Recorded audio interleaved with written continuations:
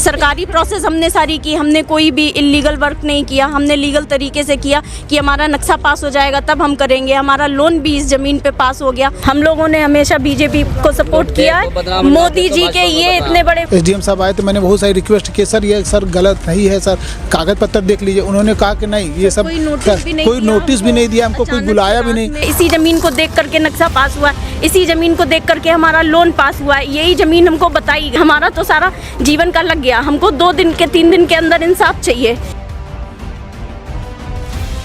हमारे किससे क्या गिला शिकवा, हम सब बताइए। बढ़िया है जो भाजपा को जो सपोर्ट करते। नमस्कार, मेरा नाम है सिद्धार्थ सूर्यवंशी। स्वागत है आप सभी का नारद टीवी के विमर्श मंच पर। दोस्तों, इस वक्त मेरी मौजूदगी है प्रभु श्री राम की धरती अयोध्या में, और मौजूदगी का कारण बड़ा ही दुखद है, क्योंकि इस समय जहाँ पे मैं खड़ा हूँ, एक मुझे रात में जब मैं लेटता हूँ और उस समय सोने का टाइम होता है, उस समय एक मैं लाइव वीडियो देखता हूँ।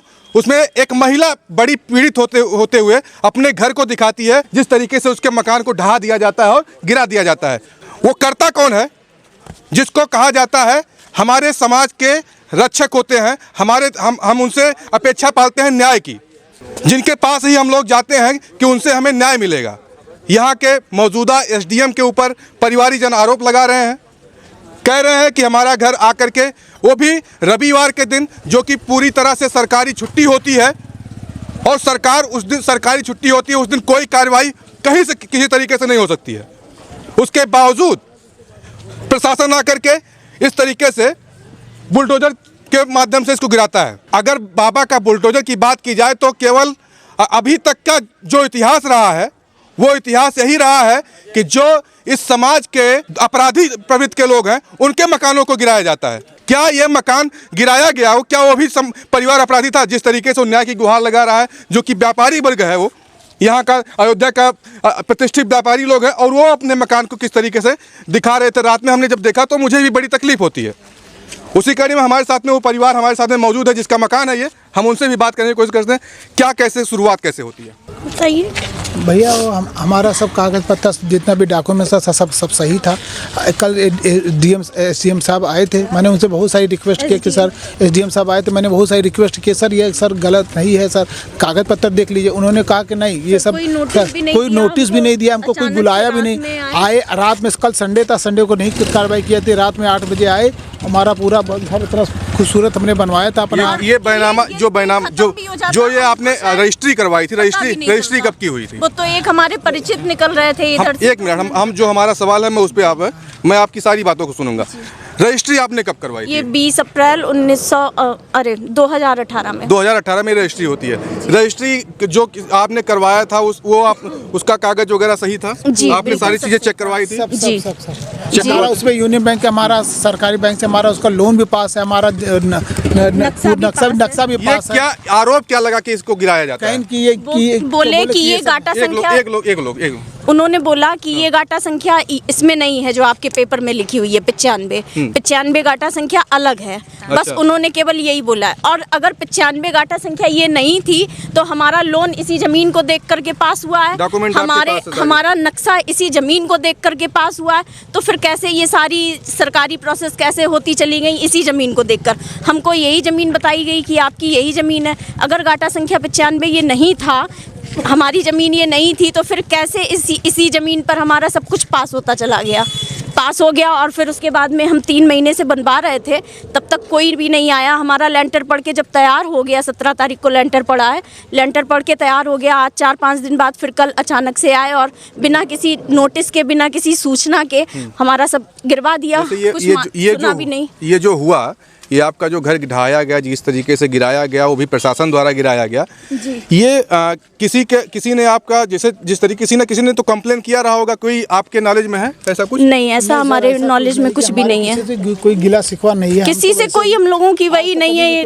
मेरे हस्बैंड तो निकलते हैं तो सबसे बहुत अच्छे से बात होती है। मुकेश गुप्ता जी हैं, पूछे कभी भी आज तक कोई गिला शिकवा कुछ नहीं। वो प्रशासन का जो प्रशासनिक अधिकारी बैठा हुआ है, उसको सजा मिलनी चाहिए उसको, जिस तरीके से ये ढाया गया, क्योंकि उसको बताना पड़ेगा। जवाबदेही उसी प्रशासन की है। जो अधिकारी यहाँ पे मौजूद था, वो जवाबदेही उसी की बनती है। मामला आप लोग अब इसके आगे क्या चाहते हैं? आप लोग इसका अपने सर अब जैसे कि वो ये कह रहे हैं कि आपकी ज़मीन ये है ही नहीं, तो हमारी कौन सी ज़मीन है वो बताएं। और जो भी हमने अभी तक इस ज़मीन पे पैसा लगा दिया, हमने तो सारा प्रोसेस से किया, सरकारी प्रोसेस हमने सारी की, हमने कोई भी इलीगल वर्क नहीं किया, हमने लीगल तरीके से किया कि हमारा नक्शा पास हो जाएगा तब हम करेंगे। हमारा लोन भी इस ज़मीन पे पास हो गया, सब कुछ हुआ, हमने सब अपना प्रोसेस करवाया। तो अगर हमारी ज़मीन ये नहीं थी, हमारा ये गलत था, तो फिर इस पे हम कैसे हमने इतना बनवा लिया। अब इस पे हमने सारा पैसा लगाया इसमें, तो अब हमको यही है कि हमें सारा मुआवजा मिले। हमारी ज़मीन जो वो कह रहे हैं, एसडीएम ने कहा कि आपकी ये ज़मीन नहीं है, हमारी ज़मीन दिखाएं कहाँ पर है, लेखपाल बताएं कि हमारी ज़मीन कौन सी है, तो हमको वो अलॉट कराएं। और जो हमने यहाँ बनाने में खर्चा किया, ये सब सरकारी गलतियाँ हैं, हमारी गलती नहीं है। आम नागरिक इतना नहीं जानता, आम नागरिक को हमें जो ये ज़मीन दिखाई गई, हमारे जब सारे पेपर्स इसी ज़मीन पे पास होते चले गए सरकारी तरीके से, तो फिर ये सरकार की तरफ से फॉल्ट है, प्रशासन की तरफ से फॉल्ट है, हमारी तरफ से फॉल्ट नहीं है। तो इसका सारा हमको मुआवजा दिया जाए, क्योंकि हमारी जीवन की पूरी कमाई लगी हुई है और इसकी ऊपर तक जांच होनी चाहिए कि किस तरह से ये ज़मीन बिकी, फिर कैसे हमको अलॉट हुई, कैसे बिकी, कैसे इस पे सारा प्रोसेस हुआ इस ज़मीन पर, इसकी पूरी ऊपर तक जाँच होनी चाहिए। हमारी यही मांग है, और जो भी इसमें दोषी पाए जाते हैं उनको सजा होनी चाहिए। आरोप किस पे है? आरोप हम किस पे लगा सकते हैं? एसडीएम ने तो सुनी नहीं हमारी बात, उन्हें ही आके गिराया है। प्रशासनिक अधिकारी में एसडीएम के अलावा और कौन कौन थे उसमें? लेखपाल भी थे।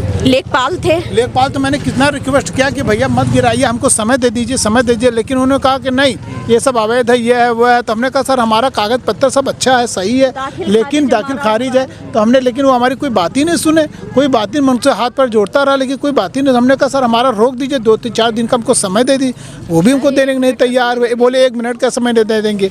बताइए ऐसा कहीं होता है? संडे के दिन, बताइए संडे के दिन छुट्टी कर, रात के 8 बजे 5-6 बजे के बाद ऐसा नहीं होना चाहिए कि संडे के दिन बताइए क्या हमारे किससे क्या गिला शिकवा, हम सब बताइए। बढ़िया हैं जो भाजपा को जो सपोर्ट करते हैं, मुख्यमंत्री जी से ये अनुरोध है, अपील है कि ये इसको हमारा मुआवजा पूरा, हमारा ज़मीन जहाँ भी हमको दिलाया जाए, हमको पूरा पैसा हमको दिलाया जाए कि हमारी ज़िंदगी भर की कमाई है भाई। कल रात की बात है और रात से लेकर के अब तक कोई आपको आश्वासन देने के लिए कोई भी नहीं आया, प्रशासन का कोई भी नहीं आया, कोई भी नहीं आया, ना किसी का कॉल आया, ना कोई प्रशासन की तरफ से आया, कोई भी देखने भी नहीं आया, कोई भी मिलने भी नहीं आया कि क्या मामला था, किसी ने कुछ भी नहीं पूछा। अच्छा जी, ये अयोध्या की जनता है। जिस तरीके से अयोध्या की, अगर रामनगरी की बात करेंगे, रामनगरी में जिस तरीके से प्रशासन का अत्याचार चल रहा है, 2024 का चुनाव जो देखा गया है यहाँ पे, यही अत्याचार प्रशासन का ही अत्याचार था कि 2024 का चुनाव भारतीय जनता पार्टी को यहाँ से सफा करना पड़ा, अपने आप को ख़त्म होना पड़ा। और आगे भी 2027 का अगला चुनाव है, और यही राम, अगर बात करेंगे भारतीय जनता पार्टी की, तो राम के नाम पे वो चुनाव लड़ते हैं। और इसी रामनगरी में वहाँ की जनता जिस तरीके से त्रस्त है, मुझे नहीं लगता कि क्या होगा आगे। उनकी नैया भगवान राम कैसे पार करेंगे वही जानेंगे। मिलते हैं नए वीडियो के साथ, तब तक के लिए जय हिंद।